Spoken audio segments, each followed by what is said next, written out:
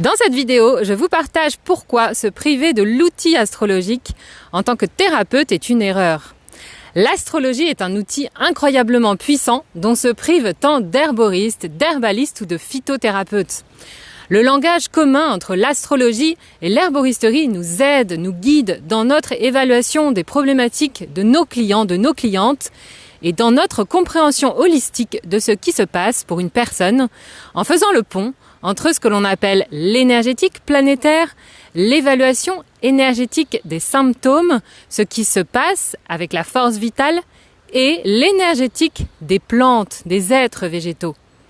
Ce langage astrologique nous offre un système de compréhension énergétique des plantes et des personnes où nous pouvons observer les propriétés médicinales de la plante, son habitat, sa morphologie et sa couleur, sa forme, ses actions, son énergie, comment sa force vitale se déplace dans notre corps, ses affinités, ses propriétés dites spirituelles, pour aller vraiment toucher l'essence de cette plante, son unicité.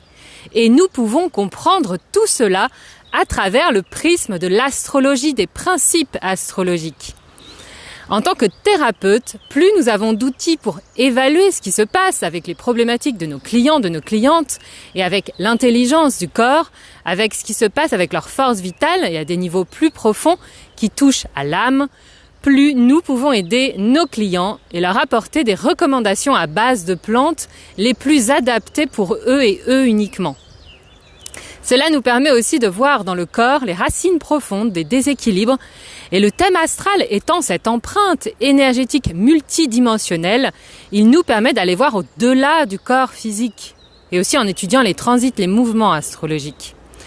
Lorsque vous étudiez l'astrologie médicinale, vous observez l'humain et vous observez les plantes. Et lorsque vous observez l'humain et les plantes, vous étudiez l'astrologie. Car tout ce qui est en bas est comme ce qui est en haut et vice-versa.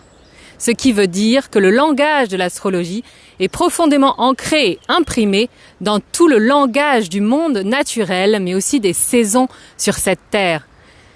Ce qui est en haut, c'est le céleste, tandis que ce qui est en bas, c'est le terrestre. Le céleste reflète le terrestre et vice-versa.